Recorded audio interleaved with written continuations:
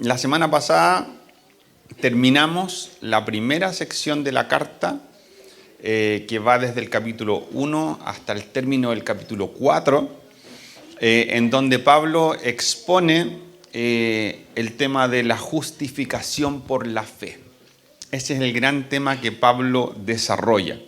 Y él describe cómo toda la humanidad ha estado y ha llegado a ser despojada de la gloria de Dios producto del pecado. Y ese toda la humanidad él lo describe a través de la señalización de tres grandes grupos que abarcan a todas las personas. Y termina diciendo, por cuanto todos pecaron, están destituidos de la gloria de Dios. La semana pasada yo compartí un testimonio, pero a partir de lo que dice el capítulo 4, que cuenta la historia de cómo Abraham, que es uno de los máximos referentes de Israel, el padre del pueblo de Israel, también entró en la familia de Dios y llegó a ser llamado amigo de Dios por la fe y no por justicia propia. Y el capítulo 5 comienza con un punto de inflexión. El lenguaje deja claramente establecido eso, porque empieza el versículo 1 diciendo, en consecuencia, como dado todo lo que acabo de decir, ya que hemos sido justificados mediante la fe, tenemos paz con Dios por medio de nuestro Señor Jesucristo. Y vamos a leer y quiero compartir sobre los primeros 5 versículos del capítulo 5 de Romanos. Pero antes vamos a orar y les anticipo que lo que quiero enfatizar hoy tiene que ver particularmente con la esperanza, y al tema le puse título, para que la Jessie no esté preocupada, ¿cierto? Que la Jessie siempre me pregunta cuando va a subir el videíto qué título tiene de la prédica, porque muchas veces, el 98%, no lo hago. La prédica de hoy tiene como título Una ruta hacia la esperanza. Espíritu Santo, ven sobre nosotros en este momento y abre nuestro entendimiento para que podamos comprender espiritualmente lo que necesitamos entender espiritualmente. Que esto no solo afecte nuestra mente, sino que afectándola primero a ella, también pueda permear nuestro ser completo. Nuestro espíritu, nuestros ojos sean abiertos y podamos responder, y esto pueda infundir ánimo y aliento a nuestra vida espiritual. Que el abrir juntos tu palabra, el poner atención con nuestros oídos, con nuestro corazón, con nuestros ojos, nos ponga en el mejor lugar para que todo lo que quieres compartir nosotros lo podamos recibir y produzca fruto en nuestro interior, que luego salte hacia afuera. En el nombre de Jesús, amén. Amén.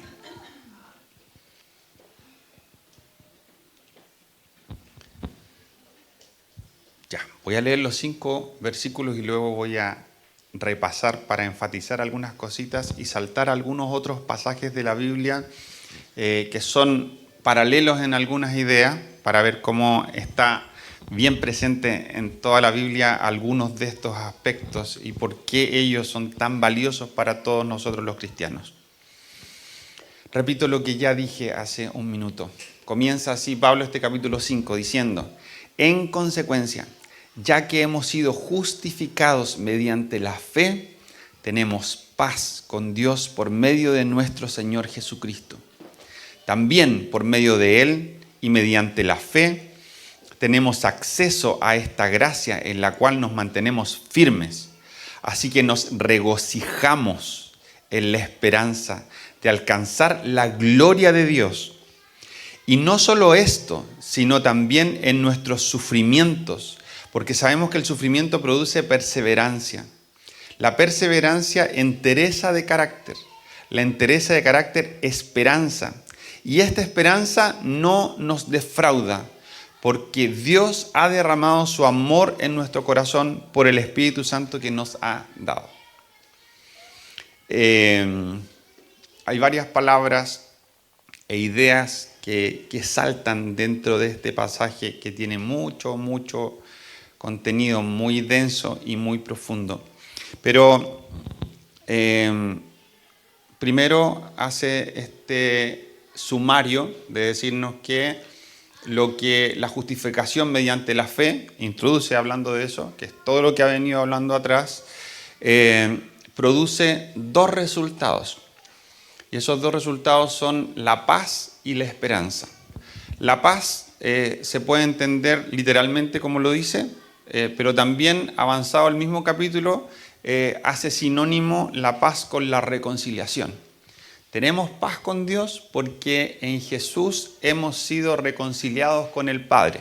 El sacrificio de Cristo hizo que la enemistad que había entre la humanidad y Dios pudiera ser restablecida, como la amistad, pueda ser restablecida, la enemistad pueda ser erradicada. Y luego habla de la esperanza, pero desarrolla la esperanza como una especie de escalera y nos habla de cómo ella precisamente florece constantemente en medio del dolor, en medio de las pruebas, en medio de situaciones difíciles, en medio de tentaciones. Entonces,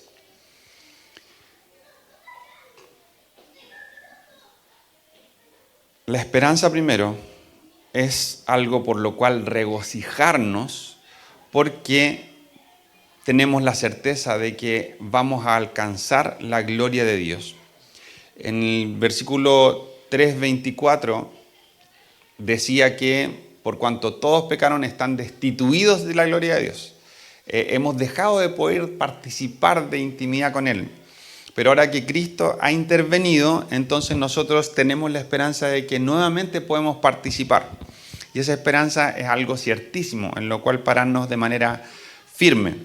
Pero aquí es donde la cosa se pone complicada, en el versículo 3. Y aquí es donde quiero enfatizar lo que voy a compartir. Dice, no solo esto, sino también en nuestros sufrimientos. Regocijarnos en nuestros sufrimientos. Esa frase aparece en varios momentos en la Biblia. Y Pablo, en algunos momentos estando preso, anima a la iglesia a regocijarse, siendo él mismo cautivo como consecuencia de su seguimiento a Jesús. Y 1 de Pedro 1, 6 y 7 dice, esto es para ustedes motivo de gran alegría. Viene hablando un poquito atrás que la alegría es la esperanza que tenemos de una herencia reservada en el cielo. A pesar de que hasta ahora han tenido que sufrir diversas pruebas por un tiempo. El oro, aunque perecedero, se acrisola al fuego. Así también la fe de ustedes, que vale mucho más que el oro, al ser acrisolada por las pruebas, demostrará que es digna de aprobación, gloria y honor cuando Jesucristo se revele. Pero un pasaje más parecido todavía a este de Romanos lo encontramos en Santiago 1, 2 al 4, que dice así. Hermanos míos, considérense muy dichosos cuando tengan que enfrentarse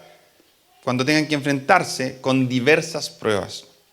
Pues ya saben que la prueba de su fe produce constancia, y la constancia debe llevar a feliz término la obra para que sean perfectos e íntegros sin que les falte nada. Esta idea de regocijarse. Pablo anima a la iglesia a regocijarse mientras él mismo está preso. Santiago dice, regocíjense, considérense muy dichosos cuando estén en diversas pruebas.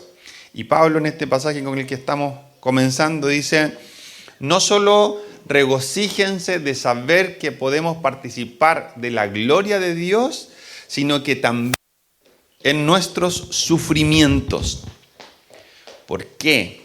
Porque sabemos que el sufrimiento produce perseverancia. Algunas versiones traducen esa palabra como paciencia. La idea en griego, o más que la idea, literalmente en griego, traducido al español, esa palabra, perseverancia o paciencia, significa permanecer debajo o soportar debajo. Cuando nosotros sufrimos y resistimos, el resultado de esa resistencia es que nos volvemos pacientes. Y la paciencia lo que hace es aumentar tu capacidad de resistir. Es que si algo te dolía en un nivel, en un principio, algún tipo de dolor o un estímulo negativo o un esfuerzo y aguantabas bajo eso un día, el experimentar sufrimientos lleva a que en el tiempo aguantes 2 o tal vez 3 o tal vez más.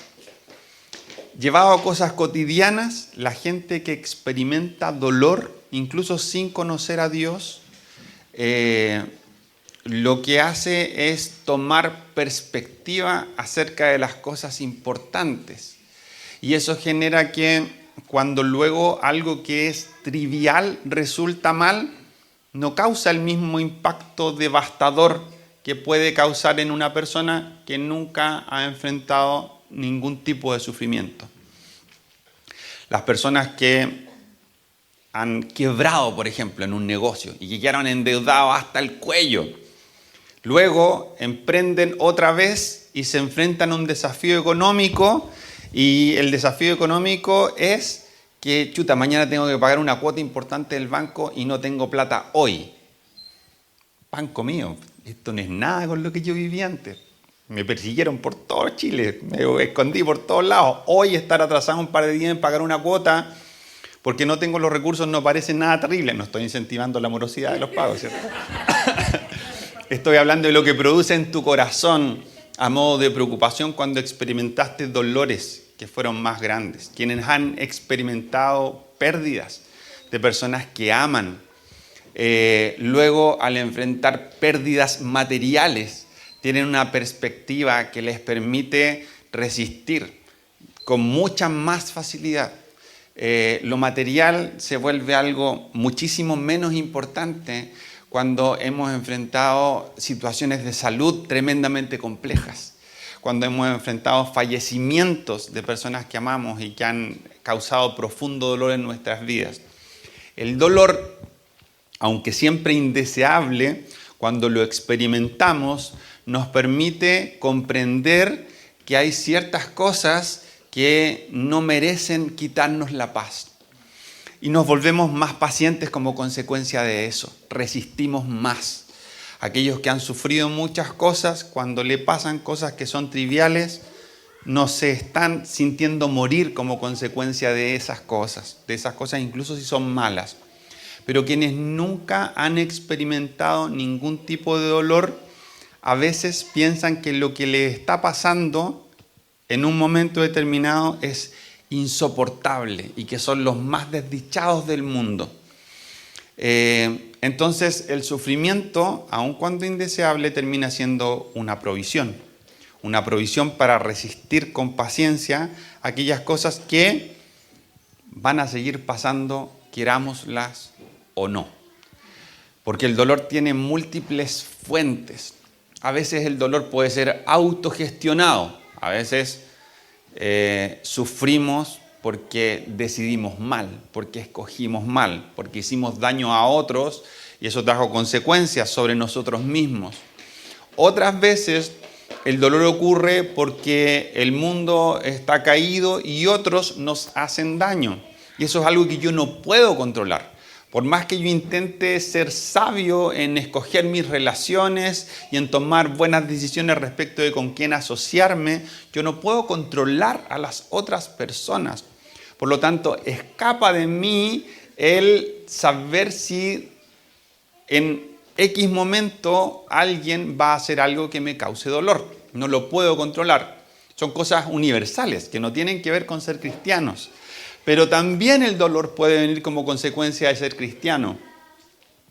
Y cuando Pablo habla aquí de dolor, las distintas versiones, leí varias versiones diferentes y traducían de manera muy distinta. Algunas hablaban de tribulación, otras de sufrimiento, otros hablaban de tentación.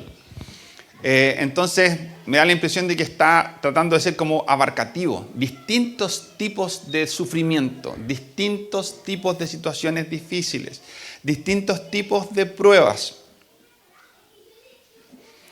Y en todos ellos, cuando nosotros permanecemos con la perspectiva de Dios, terminamos experimentando la provisión que nos permite resistir en un mundo en donde el dolor es parte de la realidad.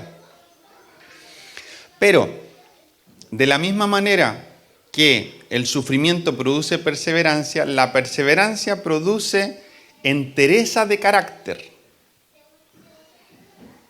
En otra versión dice virtud probada. Lo que ya está adentro de ti se hace manifiesto. No sé si se acuerdan, esta ya es viejita ya, pero cuando salió la película de Los Simpsons, que en un momento se acaba el mundo y anuncian que el mundo se va a acabar y hay una iglesia y al lado hay un bar.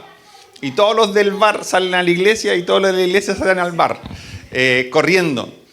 Porque la presión, las circunstancias difíciles hacen que lo que está realmente dentro del corazón se manifieste. Entonces, también la virtud probada implica que sale hacia afuera y se vuelve algo demostrado lo que estaba en nuestro interior. Si nuestra fe no estaba arraigada en Jesús, sino que estaba arraigada en que dependía de la fe de otro, dependía de cosas particulares de mi iglesia, dependía de mi papá, dependía de mi mamá, dependía de relaciones específicas, dependía de una experiencia con Dios, pero no de Dios mismo, dependía de una bendición, una provisión de Dios, pero no de una relación personal con Dios mismo. Entonces, cuando la presión viene a través del dolor, queda en evidencia que en realidad estoy queriendo creer, pero todavía no me ha sido revelado de manera profunda el tipo de Dios que camina conmigo. Y como no me ha sido revelado de manera profunda, parece que mis dolores o mis problemas son más grandes que Dios. Entonces me desaliento. Y no solo me desaliento, sino que puedo llegar al punto de pensar que mi vida pierde completamente el rumbo y el sentido y el valor y me pierdo por completo en eso. En cambio, cuando mi fe está fundamentada en Dios, cuando mi carácter está modelado por quien Él es, por lo que la Biblia dice que yo soy en función de quién Él es, eso trae perspectiva y me permite ser como esta persona sabia en la parábola de Jesús, que escucha los mandamientos de Dios, escucha las cosas que salen de la boca de Dios y vive por ellas, las practica. Su valor está fundamentado en la roca. Sus acciones están fundamentadas en la roca. Entonces, cuando viene la tormenta, cuando experimento dolor, puedo quedar despedazado, pero firme en el mismo lugar donde estaba arraigado. Porque el dolor duele. Las cosas malas nos causan dolor. La tormenta sin duda puede romper una ventana o puede torcer el marco de una puerta, pero cuando una edificación está sobre una base firme, va a permanecer en el mismo lugar y no se va a perder el valor de la casa, sino que va a haber que volver a arreglar lo que se haya roto en un momento. De la misma manera, mi carácter, cuando está arraigado en Jesús, no significa que yo voy a ser alguien inmutable a quien las cosas malas no le afectan en lo absoluto. Me van a afectar igual, pero no van a poder cambiar mi identidad, ni mi valor, ni mi sentido de propósito, ni de destino. Porque todas las cosas importantes que tienen que ver con quién soy y hacia dónde voy, están cimentadas en algo que no puede ser destruido. De alguna manera, esa es la virtud probada. Hubo tormenta y la tormenta dejó en evidencia que mi casa estaba construida sobre la roca, que mi vida estaba edificada sobre una relación personal con Dios, sobre escuchar lo que sale de su boca y vivir por ello. Y luego dice que como consecuencia de esta virtud probada, de esta entereza de carácter, lo que termina produciéndose es esperanza. Hay un teólogo que a mí me gusta, no lo lean porque dice cosas buenas y dice locura igual, que se llama Jürgen Moltmann, Y él define la esperanza como una fuerza transformadora y activa que surge de la promesa de Dios hacia el futuro. Moltmann sostiene que esta esperanza no es simplemente una actitud pasiva o un optimismo, sino una confianza dinámica en que Dios está trabajando para cumplir su promesa de resurrección, restauración del mundo y llegada del reino de Dios. La esperanza para Moltmann impulsa al creyente a la acción, a comprometerse con la justicia, la paz y la liberación en el presente, y no solo a esperar pasivamente un futuro mejor. Además, Moltmann resalta que la esperanza cristiana debe ser entendida desde una perspectiva escatológica dinámica, donde los eventos futuros prometidos ya están en proceso de realización. Dios está llevando a cabo sus planes hoy para cumplir las promesas que te dijo ayer que se iban a cumplir mañana. Él está trabajando todo el tiempo y nunca pierde el control.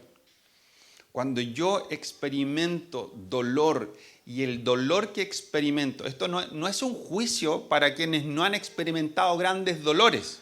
Como que si tú no has vivido una pérdida catastrófica, debes sentirte menos o culpable respecto de aquellos que sí lo han experimentado. Tiene que ver con que cuando nos encontremos en situaciones difíciles, debe haber en algún momento alguna luz que nos anime bajo el entendimiento de que esto va a producir un fruto en nosotros. Y mientras más profundo pueda ser ese dolor, mientras más amenazante parezca, mientras más miedo nos cause, si en medio de eso nos encontramos con Jesús, eso trae perspectiva. Repito esa idea. ¿Qué significa, en la medida que voy avanzando ahora, perspectiva? Las grandes promesas de Dios principalmente tienen que ver con lo eterno. La Jessie leía un pasaje que guarda relación con nuestras preocupaciones acerca de lo económico. Porque Dios es un Dios que no está preocupado solamente de nuestro espíritu y la eternidad de nuestra alma. Él está preocupado de nosotros de manera integral. Entonces, Él es un Dios que provee para nuestras necesidades materiales. Él es un Dios que sabe cuántos pelos hay en nuestra cabeza. Él está preocupado de nuestra cotidianidad, está preocupado de las cosas que nosotros podemos tocar, pero al mismo tiempo establece una mayor importancia a las cosas que permanecen hacia lo eterno. Por eso incluso en ese pasaje que leía Jessie, aun cuando está hablando de que no tenemos que preocuparnos por si vamos a tener pan o cómo abrigarnos mañana, tenemos que tener la perspectiva de que nuestro verdadero tesoro está en el cielo. Y en ese lugar se esconden tesoros que son incorruptibles, que no pueden ser desmoronados ni tocados, ni se pueden humedecer, ni salirle hongos, ni gusanos, ni oxidarse, ni nada. Entonces, aun cuando Él se preocupa de nuestro presente y de todo tipo de dolores, la Biblia también dice que ni siquiera nuestros suspiros le son ocultos. Él conoce nuestros deseos y a veces en su ternura Él satisface nuestros anhelos como solo para regalonearnos. Pero no para que nos volvamos caprichosos, porque a veces también podemos correr el riesgo nosotros mismos de pensar que Dios nos dejó de amar, cuando esos suspiros pareciera como que no llegan a Él porque dejamos de experimentar esa ternura a la que nos habíamos acostumbrado. Cuando experimento grandes dolores, eso me hace tener la perspectiva de lo eterno. Dios va a cumplir sus grandes promesas. Esto no es todo lo que hay. El sufrimiento no es lo único. Él va a proveer para mis necesidades de mañana. Pero más grande todavía que eso es que Jesús murió por mí para que yo pueda estar eternamente con Él. Y cuando esté eternamente con Él, nunca más va a haber hambre, ni temor de tener hambre. Nunca más va a haber dolor, nunca más va a haber llanto. Pero mientras estoy en un mundo en donde estas cosas sí existen, el dolor va a producir, en la medida en que yo camino con Jesús, el que yo pueda afirmarme en esta expectativa del futuro. Este autor dice que la esperanza nos impulsa a la acción. Y las promesas de Dios están escritas en su palabra, pero también a veces llegan a nosotros a través de palabras proféticas. A veces alguien inspirado por Dios nos señala algo acerca de nuestro futuro. Y cuando nosotros tomamos esas palabras proféticas, oramos por ellas, leemos la Biblia para ver si está acorde con la voluntad de Dios expresada en su palabra, si pasa ese filtro, o si no la desechamos en forma inmediata, si pasa ese filtro y si luego es confirmada por otra persona guiada por Dios cuando es algo importante, entonces yo puedo decir, Dios me ha llamado para que yo haga esto en el futuro. Dios me ha dicho que en el tiempo yo le voy a servir de esta manera. Dios me ha dicho que Él me ha dado ciertas dádivas especiales, ciertos talentos y gracias especiales para que yo me dedique a esto en el futuro. Si nosotros no tomamos lo que dice este autor, es una forma de redactarlo, pero lo que dice es algo que la esperanza es. Si esto no nos impulsa a la acción, yo puedo recibir una palabra profética, por ejemplo, la Jessie viene y me dice, Claudio, yo siento de parte de Dios, tú ora que el Espíritu Santo te confirme, pero yo te veo de aquí a 5 años con calugas. Muy musculoso, te veo como una playa así como Baywatch. Zac Efron, digamos, para que no parezca la versión tan pasada. Y yo me siento a esperar que esa profecía se cumpla sobre mi vida. Mientras miro maratones de películas y como papas fritas. Confiando que el Señor me dará las calugas que me prometió. Y que va a cumplirse esa imagen en el futuro. Cuando Dios nos muestra algo que principalmente tiene que ver con sus promesas en su palabra, y son además sus promesas en su palabra las que modelan y son el árbitro para cualquier otra profecía, cualquier otra palabra adicional que venga de Él tiene que estar enmarcada en eso, es para que nosotros tensionemos nuestro presente y nos alineemos con lo que Él ha dicho que va a suceder. Si yo no hago ningún ejercicio, si yo no tomo ninguna decisión que me ponga en dirección a lo que Él ha prometido, entonces la profecía termina siendo solo una invitación a la que yo no respondí. Termina siendo solo una promesa de algo que yo no me apropié. Porque los hijos de Dios sí nos afanamos muchas veces por lo material. Aun cuando la Biblia dice, no se preocupen por lo material, porque ustedes tienen un papá que cuida de ustedes. Preocúpense de lo eterno, porque en lo presente su papá se preocupa de proveer para lo que necesitan. Pero nosotros muchas veces hacemos lo contrario, porque hemos recibido el regalo de la libertad. Y en libertad podemos escoger responder a los mandatos de Dios, a las invitaciones de Dios, a las promesas de Dios. Creer en ellas y caminar en dirección al cumplimiento de ellas o no. Yo puedo decir, a mí me encanta la ansiedad, así que en realidad no tomo esta palabra, prefiero ser ansioso. Y prefiero tener expectativas de que la solución a mis problemas económicos va a venir este sábado, sí que sí, en el casino. Aun cuando las últimas 200 veces que lo he intentado me ha ido mal, me gusta la ansiedad, me gusta el peligro, voy a intentarlo otra vez por ese camino. Y soy un hijo de Dios. Eres una hija de Dios. Dios no te quita la condición de hijo necesariamente por no reclamar las promesas ni la herencia. Pero si tú tomas las promesas de Dios y dices, voy a decidir alinearme con ellas y caminar en la dirección de que se cumpla lo que Dios está diciendo sobre mi vida, eso es otra cosa. Ahí hay provisión. Entonces la esperanza funciona parecido. Los hijos de Dios muchas veces nos desesperanzamos, sobre todo en medio del dolor, sobre todo en medio de procesos largos, sobre todo cuando parece que nos va peor que a nuestro vecino. sobre todo cuando nos va peor que a nuestro hermano o hermana de la fe. Y parece que es a nosotros que nos tocó bailar con la más fea. Nos tocó la parte más difícil. Podemos escoger la desesperanza, pero al mismo tiempo podemos escoger esta locura que es, ¿será que hay algún tipo de gozo en medio del dolor? ¿Por qué habría gozo en medio del dolor?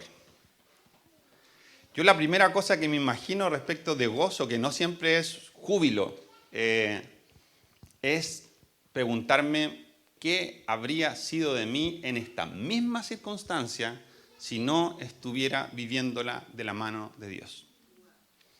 ¿Qué habría sido de mí en este mismo momento experimentando lo mismo que estoy viviendo, que parece que me va a rasgar por completo, pero sin Dios? Y además puedo preguntarme cuál va a ser el resultado de esto. Y aquí es donde hay una cuestión increíble, y es que sé la respuesta a esa pregunta. En la medida en que yo me alineo con el corazón de Dios, el resultado siempre va a ser mayor plenitud de vida.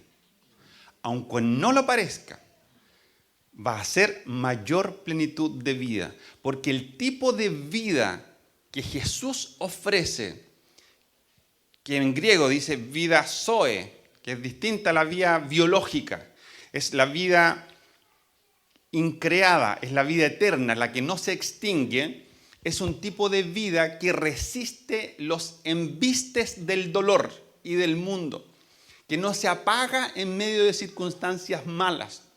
Cuando yo tengo planes para mi futuro y esos planes se cumplen, lo natural es que yo me sienta contento y satisfecho. Pero eso es algo a lo que aspira cualquier persona, tenga o no tenga a Dios. Y aquellas personas que ven cumplidos sus planes, pero de pronto fallece la persona que amaban, su vida se derrumba por completo. Aquellos que han edificado su vida sobre la roca pueden quedar los puros cimientos, porque a veces hay dolores que nos despedazan igual, pero la casa sigue allí. Tu vida va a seguir allí. No te estoy hablando de que no va a haber dolor. Te estoy diciendo que con Dios versus sin Él son mundos absolutamente diferentes. Pero hay algo especial de la esperanza. Hay un pasaje en 1 Corintios 13, donde habla del amor, este poema tan famoso, que comienza así. Dice 1 Corintios 13:13. Ahora pues permanecen estas tres virtudes, la fe, la esperanza y el amor. Pero la más excelente de ellas es el amor. La teología católica habla de las virtudes teologales, la fe, la esperanza y el amor, que son virtudes infundidas por Dios en el alma para orientar al ser humano hacia Él y conducirlo hacia la vida eterna. ¿Qué significa esto? Que la fe, la esperanza y el amor son cosas que Dios deposita en nosotros. A veces nosotros nos sentimos culpables por no tener esperanza, pensando que la esperanza es algo que yo le ofrezco a Dios, cuando en realidad la esperanza es algo que Dios quiere darme. Es algo que tengo que ir a buscar a su presencia en los tiempos de angustia, en los tiempos de dolor, en los tiempos de debilidad. Y Él quiere darme la provisión de esas cosas. Todo el tiempo quiere darme esas cosas. ¿Y cómo descubro que es algo que Él quiere darme? Porque la esperanza, a veces nosotros la torcemos un poquito y ponemos nuestra esperanza en lo que Dios dijo. Entonces, yo creo que Dios va a hacer lo que dijo que va a hacer. Esa es una buena definición de esperanza. Pero tiene una pequeña trampa que hace que cuando todas las circunstancias hacen parecer que no va a ser así, que el resultado parece amenazante y malo, empiezo a dudar, a tener miedo, a agotarme espiritualmente, y si eso se estira, me empiezo a resquebrajar. Porque el tipo de esperanza que resiste las peores tormentas no está fundamentado en las promesas de Dios, sino en Dios. Puede parecer que la diferencia no existe, porque Dios es fiel a sus promesas. Entonces, ¿yo puedo confiar en sus promesas que se van a cumplir? Sí. ¿Esa es una definición de esperanza? Sí. Pero cuando las circunstancias tienen la apariencia de que no se va a cumplir, entonces mi esperanza no alcanza a aguantar, porque está fundamentada en el resultado que espero, no en Dios mismo. Cuando está fundamentada en Dios mismo, solo ahí puede resistir. Es sutil, no es una negación de confiar en las palabras de Dios. Es simplemente entender que la verdadera esperanza en su nivel más profunda está arraigada en Dios, en sus atributos, en su carácter revelado, en lo que la historia cuenta acerca de Él, en recordar lo que Él ha hecho en el pasado, en tu propia vida. Cuando yo recuerdo y le recuerdo a mi alma una y otra vez quién es Dios, cuáles son sus atributos, cuál es su carácter, qué ha hecho en la historia y qué ha hecho en mi historia, eso alimenta mi presente con consuelo, con resistencia y me da sabiduría para escoger tomar decisiones que se alinean con lo que Él dijo que va a pasar. Y lo que Él dijo que va a pasar, va a pasar. Y Jesús nos muestra la manera en que esto se vive de la manera más espectacular. Hebreos 12:2 dice así, está hablando de la carrera que implica la fe, que es una carrera de largo aliento, una maratón, donde a veces estamos llenos de heridas por recorrer un camino largo y estamos exhaustos. Pero el autor de Hebreos dice que en medio de eso tenemos que fijar la mirada en Jesús, quien es el iniciador y perfeccionador de nuestra fe. Y Jesús hizo de la esperanza algo real para el presente. De esta manera dice, quien por el gozo que le esperaba, soportó la cruz, menospreciando la vergüenza que ella significaba, y ahora está sentado a la derecha del trono de Dios. En su corazón hubo temor en un momento, porque lo que venía era terrible, y en una oración de intimidad le dice al Padre, si es posible, que pase esta copa de mí, que este dolor indescriptible no tenga que vivirlo. Pero porque sé que tu voluntad es buena, agradable y perfecta, y sé que esto va a producir vida de una manera mucho más grande e indescriptible que el dolor que voy a experimentar, entonces no me importa la vergüenza ni el dolor que la cruz representan, sino que avanzo y soporto con paciencia. Y el resultado de esto no solo es que Él está sentado a la derecha del Padre, sino que su resistencia es la fuente de nuestra resistencia. La esperanza que hubo en Él es el fundamento de nuestra esperanza.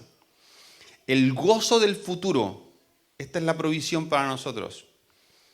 El gozo del futuro irrumpe en el presente y lo transforma. Tengo tanta certeza de que esto va a traer fruto sobre mi vida que me alimento de ese fruto que todavía no obtengo y me lleno de gozo. Estoy en mi peor momento, pero sonrío porque sé que Dios está trabajando en mi vida para cumplir sus propósitos sobre mí porque Él no ha perdido el control. Puedo confiar en Él. En mi peor momento, cambia la manera en que percibimos el dolor, porque hacia adelante sabemos que el dolor no es lo único que hay, sino que terminará y el amor de Dios se abrirá paso para ser manifestado y que yo finalmente pueda verlo, pueda experimentarlo y pueda disfrutarlo. Y terminaba el 5.º versículo de esta serie de 5, diciendo que esta esperanza no nos defrauda. Y no nos defrauda porque no viene de nosotros, viene de Dios. Porque Dios ha derramado su amor en nuestro corazón por el Espíritu Santo que nos ha dado. Si se fijan en estos 5 versículos, parte diciendo que hemos sido justificados mediante la fe, para esperanza, como consecuencia del amor, que es lo mismo que Pablo dice en 1 Corintios. Fe, esperanza y amor. Y esta esperanza no nos defrauda porque Dios ha derramado su amor en nuestro corazón por el Espíritu Santo que nos ha dado. Y quiero leer este pasaje, que debe ser el pasaje favorito de muchísimos, el mío lo es, que está en Romanos 8, 31 al 39, que es el cierre de esta sección que empieza en el 5, para llevarnos al entendimiento de que si nuestra vida está en Cristo, si nosotros estamos en Él, ni la tribulación, ni la angustia, ni la persecución, ni el hambre, ni la indigencia, ni el peligro, ni la violencia nos pueden apartar de su amor. Es su amor el fundamento de nuestra esperanza. Es Él la base de nuestra expectativa acerca del cumplimiento de sus promesas en el futuro. Así que, ¿qué diremos frente a esto? Si Dios está de nuestra parte, ¿quién puede estar en contra nuestra? ¿Qué tormenta puede romper la casa que construyó Dios? El que no estimó ni a su propio Hijo, sino que lo entregó por todos nosotros, ¿cómo no habrá de darnos generosamente junto con Él todas las cosas? ¿Será que Dios se va a guardar de cumplir las promesas en perspectiva pequeñas que te hizo, las palabras proféticas que recibiste, que fueron confirmadas? Si cuando tuvo que desembolsar la vida de su Hijo amado, no recogió la mano, sino que la dio voluntariamente, ¿por qué va a arrepentirse de darnos todas las otras cosas que en comparación son infinitamente menos costosas? ¿Quién acusará a los que Dios ha escogido? Dios es el que justifica. ¿Quién condenará? Cristo Jesús es el que murió e incluso resucitó y está a la derecha de Dios e intercede por nosotros. ¿Quién nos apartará del amor de Cristo? ¿La tribulación o la angustia, la persecución, el hambre, la indigencia, el peligro, la violencia? Así está escrito: por tu causa siempre nos llevan a la muerte. Nos tratan como ovejas para el matadero. Sufrimos, es verdad que sufrimos. Sin embargo, en todo esto, por eso hay gran gozo, aun cuando sufrimos, en todo esto somos más que vencedores por medio de aquel que nos amó. Pues estoy convencido de que ni la muerte, ni la vida, ni los ángeles, ni demonios, ni lo presente, ni lo porvenir, ni los poderes, ni lo alto, ni lo profundo, ni cosa alguna en toda la creación podrá apartarnos del amor de Dios que ha sido manifestado en Jesucristo nuestro Señor. Nada nos puede apartar del amor de Dios. Nada puede hacer que las promesas de Dios no se cumplan en tu vida si tú decides alinearte con ellas. No depende de ti, no depende de tu fidelidad, ni de tu capacidad para tener esperanza. Depende de responderle a Dios con un sí y entregarle lo que tú tienes, todo, pero lo que tú tienes, con lo limitado que es, y Él suplirá. Y en su suplir sobre tu vida vamos a ser invencibles. Porque es Él, no porque nos volvemos nosotros superhumanos, sino que Él cumple sus palabras, cumple sus promesas, es fiel a todo lo que dice. Por eso, si estás pasando por un tiempo muy malo, luego de llorar, puedes también sonreír, porque Dios está haciendo algo. No está inmóvil, no está superado por las circunstancias. Ninguna circunstancia lo supera, ni el hambre, ni la muerte. Nada lo supera. Ninguna hueste demoníaca hace que Dios pierda el control de tus circunstancias, ni que sus planes se vayan a la punta del cerro. Él tiene el control, así que en medio de tu dolor puedes decirle a tu alma: alma, Dios tiene el control. Él sabe lo que viene después Y nada de esto lo ha dejado en jaque, mucho menos en jaque mate. Con Él vamos a resistir. Y el resultado va a ser que vamos a vivir con Él y para Él. Y vamos a ver su rostro. Y vamos a habitar en su presencia para siempre. El cielo no es un cuento que nos contamos para resistir un presente horrible con una fábula infantil de algo imaginario. El cielo es la realidad de aquello a lo que aspiramos, es para lo que vivimos, para la consumación del tiempo en el que podamos ver a Dios cara a cara y vivir con Él físicamente. Lo que nosotros decidimos hoy que nos pone en línea con eso va a nutrir nuestro presente. Nos va a permitir experimentar más vida, ser vivificados hoy. Así que yo te animo a que podamos tomar esto y disfrutarlo porque está disponible hoy. Podemos escoger afanarnos o no afanarnos. Podemos escoger tener esperanza o no. La gracia es que si yo escojo tener esperanza, el paso siguiente es clamar a Dios por esperanza. No es creer que la esperanza es pensamiento positivo. Ya, ahora voy a tener esperanza. No, es clamar a Dios y pasar tiempo con Él para que Él infunda esperanza. Y mientras medito en quién Él es y lo que ha hecho, empiezo a decir, Dios es proveedor. Entonces no me va a faltar porque Él no puede actuar de otra manera. No hay chance de que Dios deje de ser proveedor. No hay chance de que Dios deje de amar a los que lo aman, porque Dios es amor. Entonces yo puedo sentir que valgo nada hoy, pero Dios me sigue amando. Y si yo me arrepiento, va a volver a extenderme su favor y su gracia y su misericordia, porque Él es misericordioso, es un Dios de gracia.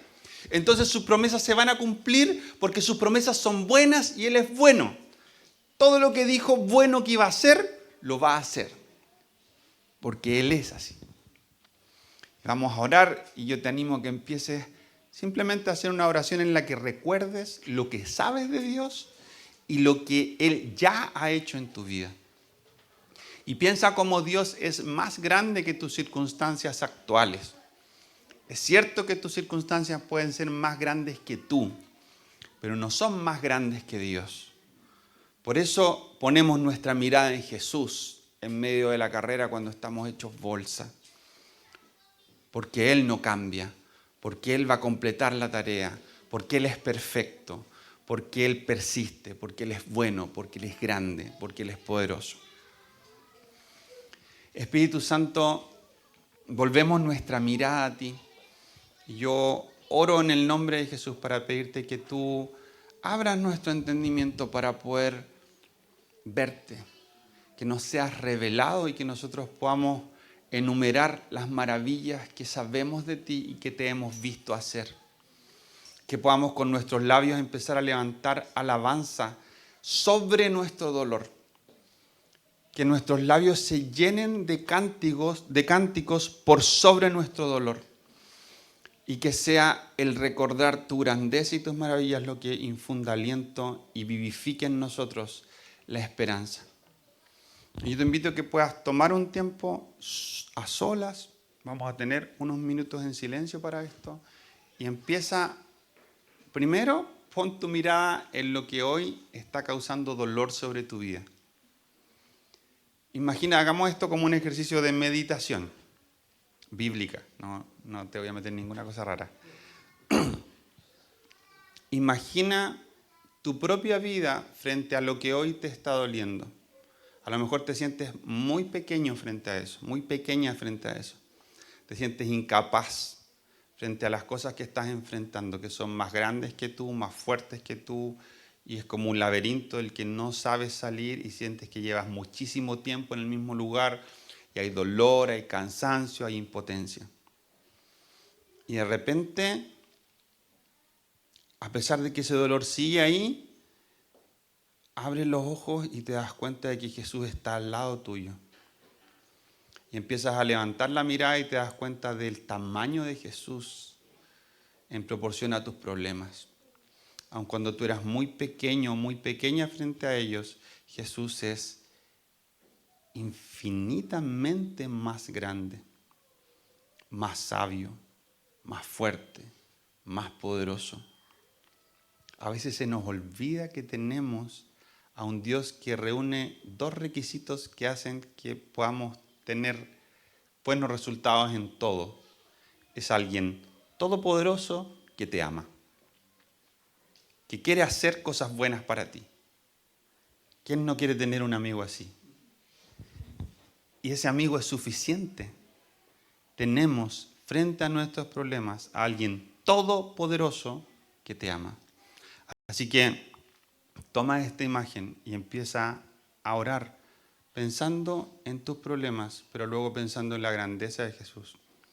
Y después de un par de minutos vamos a orar para que el Señor traiga en este ejercicio una provisión de esperanza sobre nuestras vidas.